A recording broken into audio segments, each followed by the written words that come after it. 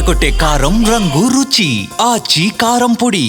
శివాజీ చేసిన వ్యాఖ్యలు ఎంత దుమారం రేగాయో మనందరం చూస్తూనే ఉన్నాం. ఈ నేపథ్యంలోని అనసూయ దుస్తుల విషయానికి వచ్చేసరికి తను మాట్లాడిన ప్రతి విధానం కూడా సొసైటీలోని ఒక రెస్పాన్సిబుల్ సిటిజన్గా ఆవిడ వైపు నుంచి తన వంతు తాను ప్రయత్నించడం, ఆడవాళ్ళు ఇలా ఉండాలి, ఇలా మాట్లాడకూడదు, ఇలా మాట్లాడాలి, షోస్లో కూడా ఈ విధంగా ఆడవాళ్ళని అబ్జెక్టిఫై చేస్తూ మాట్లాడినప్పుడు మీరు అందరూ కూడా నోర్లు ఎందుకు లేవెత్తలేదు అని చెప్పి గత కొన్ని రోజులుగా కూడా ఆవిడ వాయిస్ అనేది ఆవిడ రైజ్ చేయడం జరిగింది. అయితే ఈరోజు రీసెంట్గా ఒక లెటర్ అనేది బయటకు రావడం జరిగింది. ఈమె క్షమాపణ చెప్పినట్టు, నేను అన్న మాటలన్నింటినీ కూడా నేను అంగీకరిస్తున్నాను అన్నట్లు ఆమె చేసిన వ్యాఖ్యలకి సంబంధించిన ట్వీట్ ఏదైతే ఉందో అది రోజు బయటకు రావడం జరిగింది. ఇప్పటికే అనసూయ అండ్ యాంకర్ ఝాన్సీ యొక్క పోస్టుల్లో కూడా దాన్ని పెట్టడం జరిగింది. అయితే ఇది ఏ రకమైన క్షమాపణ మాకెక్కడ కనిపించట్లేదు అని చెప్పి వాళ్ళ వైపు నుంచి వాళ్ళు ఒక కమెంట్ కూడా చేయడం జరిగింది. మరి దీని గురించి తెలుసుకుందాం. అసలు ఎందుకు ఇంత దూరం వెళ్ళింది, ఆ లెటర్ ఎందుకు బయటకు రావాల్సి వచ్చింది, అసలు మేడం ఎందుకు క్షమాపణ కోరారా, కోరలేదు, ఇది అనసూయను కోరారా, లేకపోతే పార్టీకి సంబంధించి ఏమైనా లెటర్ అపీల్ చేసుకున్నారా అనే వివరాలు తెలుసుకుంది. వాళ్ళ మనతో పాటు మదర్ ఫౌండేషన్ చైర్మన్ సంధ్యారెడ్డి గారు ఉన్నారు. నమస్తే. నమస్తే గౌతమి. సో మీరు గత కొన్ని రోజులుగా పోరాటం చేస్తూ ఉన్నారు, మీ వాయిస్ అనేది ఎక్కడెక్కడ రైజ్ చేస్తూ ఉన్నారు. ఆడపిల్లలంటే ఇలా ఉండాలి, నేను ఒకళ్ళే అనగదొక్కేలాగా నేను మాట్లాడట్లేదు, బట్ సంస్కృతి సాంప్రదాయాల్ని ఎక్కడ విడిచిపెట్టద్దు అన్నట్టు మీరు మీ వాయిస్ అనేది రైజ్ చేస్తూ ఉన్నారు. సో ఇవాళ దీనికి సంబంధించి మీరు క్షమాపణ కోరినట్టు ఒక లెటర్ అనేది బయట సర్క్యులేట్ అవుతూ ఉంది. సో సంధ్యారెడ్డి వెనకడుగు వేశారా, డౌన్ అయ్యారా, ఎందుకు ఈ విధంగా క్షమాపణ అడుగుతున్నారు అని చెప్పి చాలామంది వాళ్ళు అడుగుతున్న పరిస్థితి కనిపిస్తోంది. నేను పబ్లిక్లో ఉన్నా, నాకు ఒక బాధ్యత ఉంది. నేను ఆ రోజు చెప్తున్నా, ఈరోజు చెప్తున్నా, నేను కాంగ్రెస్ పార్టీ నాయకురాల్లాగా మాట్లాడలేదు, ఇప్పుడు కూడా కాంగ్రెస్ పార్టీ నాయకురాల్లాగా మాట్లాడట్లేదు. Note this point. నేను ఒక మదర్ ఫౌండేషన్ చైర్మన్గా ఈరోజు సంధ్యారెడ్డిగా మీ ముందుకు వచ్చాను. ఎందుకు అంటే మీరందరూ నన్ను మళ్ళీ కాల్ చేసి అప్రోచ్ అయ్యారు, మీరు ఒకసారి స్పందించండి అని. అంటే నేను అనేది ఏంటంటే, నేను ఒక పార్టీలో పనిచేస్తున్నప్పుడు నా అధికారులు నన్ను అడిగారు, మీరు ఏం మాట్లాడారు అంటే, నేను వాళ్ళకి వివరణ ఇచ్చేయాల్సిన బాధ్యత నాది. ఆ బాధ్యత మా అమ్మగారు, మా ఇన్ఛార్జ్ గారు అడిగినప్పుడు ఇచ్చుకోవాల్సిన బాధ్యత నాది డెఫినెట్గా. ఎందుకంటే అక్కడ మంచి ఏంది, చెడేంది, ఏం మాట్లాడాను నేను అందులో ఆ లెటర్లో కూడా ఏం మెన్షన్ చేశాను. నేను శివాజీ గారి వ్యాఖ్యల మీద ఇట్లా అనసూయ ఇట్లా రియాక్ట్ అయ్యింది, ఇట్లా మా బట్టలు మా ఇష్టం అంటుంది అన్నప్పుడు నేను ఒకటే చెప్పాను, ఇది పార్టీలకు సంబంధం లేని విషయం, నా వ్యక్తిగత అభిప్రాయం. మదర్ ఫౌండేషన్ 22 సంవత్సరాల నుంచి సమాజంలో ఒక 3 లక్షల మందికి నేను ట్రైనింగ్ ఇచ్చినాను కాబట్టి వాళ్ళ మనోభావాలు తెలుసు కాబట్టి ఒక మదర్ ఫౌండేషన్ చైర్మన్గా నా బాధ్యత మాట్లాడడం, ఇది నా బాధ్యత. ఇప్పుడు కూడా నా మదర్ ఫౌండేషన్ బాధ్యత కాబట్టి మీ ముందుకు వచ్చాను. నేను కాంగ్రెస్ పార్టీ కాదు.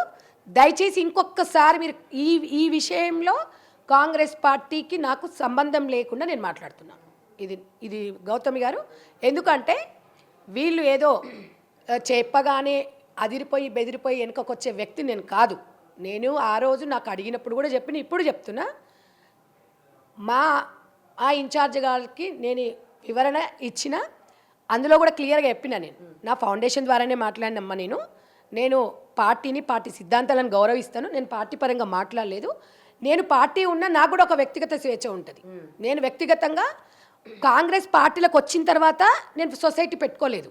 కాంగ్రెస్ పార్టీలకు నేను 2014లో వచ్చిన, నేను 2003లో మదర్ ఫౌండేషన్ స్థాపించిన. ఎంతోమంది మహిళలకి, ఒంటరి మహిళలకి భరోసా కల్పిస్తూ సమాజంతో ముందుకెళ్ళిన వ్యక్తిని నేను. కాబట్టి ఆ విషయం గురించి నేను మాట్లాడి వేదికగా చెప్పిన.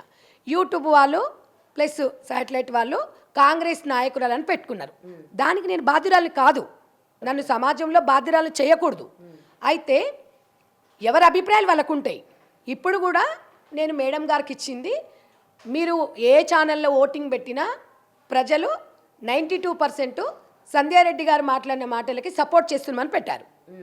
8% వాళ్ళకు వాళ్ళ మనోభావాల లేకపోతే ఏ రకంగా ఉంటే వాళ్ళని కూడా నేను చెప్పినాను, ఏ రకంగా వాళ్ళు తప్పు పడుతున్నారు, వాళ్ళకి ఎక్కడ ఇబ్బంది కలిగింది. నేను ఇది బట్టలు నిండుగా ఉంటే బాగుంటుంది అని చెప్పడం తప్ప, నేను ఒక అమ్మగా ఒక అక్కగా నేను చెప్పాను. కానీ నేను జడ్జిమెంట్ ఇవ్వలే ఎవరికైనా సమాజంలో ఒక పొజిషన్ ఉంటుంది. ఎంతోమంది కష్టపడి పైకి వస్తారు. ఇవాళ మదర్ ఫౌండేషన్ 200 మందితో స్టార్ట్ అయింది, 3 లక్షల మంది అయినరు. నాకు కూడా అది ఎంత కష్టాలు పడుకుంటూ పైకి వచ్చినాను. అయితే మనం కష్టాలు పడ్డామని చెప్పేసుకొని మన ఇష్టాలను వేరే వాళ్ళ మీద రుద్దడం అనేది కరెక్ట్ కాదంట. నేను అనేది ఏంటంటే ప్రతి ఒక్కరికి ఒక వ్యక్తిగత అభిప్రాయం ఉంటుంది.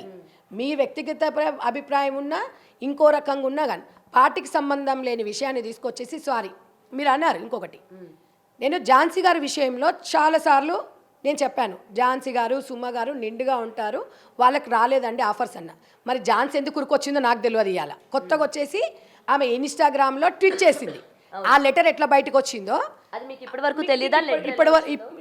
తెలియదు మాకు తెలీదు. అయితే ఇప్పుడు వాళ్ళు ఎంతసేపటికి ఇన్స్టాగ్రామ్ల మీద సోషల్ మీడియా మన ఏమంటారు ఇంకో ట్విట్టర్ల మీద బతికేటోళ్ళు. నేను పబ్లిక్ మనిషిని, నేను పబ్లిక్లో ఉంటాను. మీరు ఓటింగ్ పెట్టినా అంతే శాతం వచ్చింది. ఇప్పుడు కూడా ఇప్పటి వరకు కూడా నేను స్పందించలేదు. వాళ్ళు మాట్లాడిన దాన్ని బట్టి చిచ్చి ఇదేం అపలాజ్మెంట్ అంటే ఝాన్సీకి నీకు చెప్తున్నా, అనసూయ నీకు చెప్తున్నా, సారీ చెప్పి నీ ఇంటికి నేను పేపర్ పంపించలే అమ్మా తల్లి, నీకు సారీ చెప్పాల్సిన అవసరం మాకు లేదు. అసలు నువ్వెవరు నీ ఇంటికి నేను లెటర్ పంపించానా? ఎప్పుడు చూడు నేను ఒకటే చెప్తున్నా, ఈరోజు మా పార్టీ అధికారులకు బాధ్యతగా నేను జవాబుదారిది, మీకు కాదు. మీకు సారీ చెప్పిన అనుకుంటున్నారు, మీతో అన్న మాటలు నేను కట్టుబడే ఉన్నా.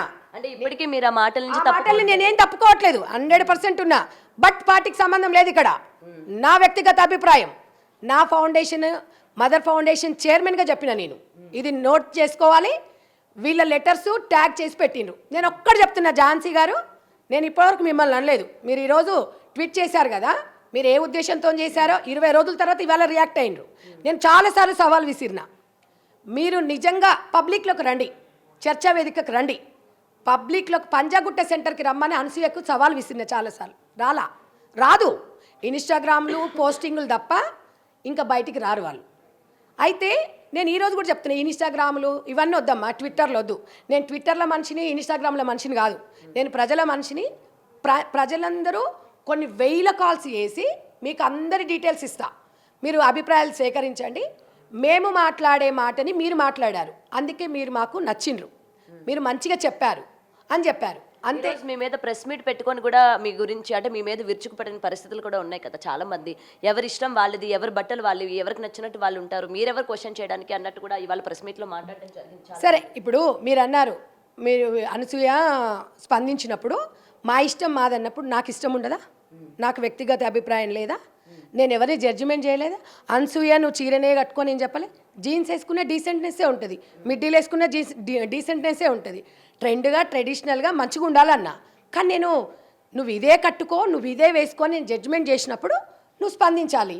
నువ్వెందుకు స్పందించావు? ఇప్పుడు సమాజంలో నేను ఒక అనసూయ నేను ఒకటి అడుగుతున్నా, నువ్వు సోషల్ సర్వీస్ చేస్తున్నావా? ఎవరి కోసం సోషల్ సర్వీస్ చేస్తున్నావు? నువ్వు సోషల్ సర్వీస్ చేస్తున్నావా, నేను చేస్తున్నానా? నాకు బాధ్యత ఉందా, నీకు బాధ్యత ఉందా?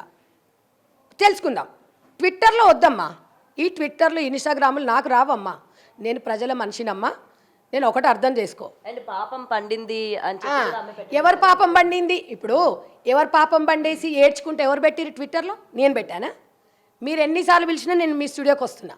అనసూయ లైవ్లోకి రాలేదు, ఎందుకు రావట్లేదు? ఇప్పుడు అనసూయ వచ్చి లైవ్లో మాట్లాడొచ్చు కదా, ట్విట్టర్లో ట్యాగ్ చేసుకోవడం కాదు. ఇప్పుడు కూడా నేను రెచ్చగొట్టడానికి మాట్లాడట్లేదు. దయచేసి పబ్లిక్ని రెచ్చగొట్టడానికి నేను మాట్లాడట్లేదు. మీరు అడిగిన క్వశ్చన్స్కి నేను ఆన్సర్ చెప్తున్నా. అనసూయ గారికి ఆ రోజు చెప్తున్నా, ఈరోజు చెప్తున్నా. నేను ఒక చెల్లెగా అక్కగానే చెప్పాను, తను రియాక్ట్ అయ్యింది, తను ఎమోషనల్ అయ్యింది. దాన్ని ఇంతటితో సమస్య వదిలేసిన నేను ఆల్రెడీ వారం రోజులు అయ్యింది. వాళ్ళు ఎవరో అడిగారు, దానికి సమాధానం చెప్పారు. ఇక వాళ్ళు ఇన్స్టాగ్రామ్లో చిన్మయ్ గారు వాళ్ళు చిన్మయ్ చిన్న పిల్ల, ఆ అమ్మాయిని నేను పెద్దగా పరిలో కూడా తీసుకోలేదు. తను సోషల్ మీడియాకి ట్యాగ్ చేసింది. అసలు నేను ఏ పొజిషన్లో ఉన్నా అని కూడా తెలియదట ఆమెకి. ఇంకొకటి, మీ దాంట్లో వచ్చి సరే వీడియో మొత్తం చూడాలి, వీడియో నేను చూడలేదని చెప్పింది.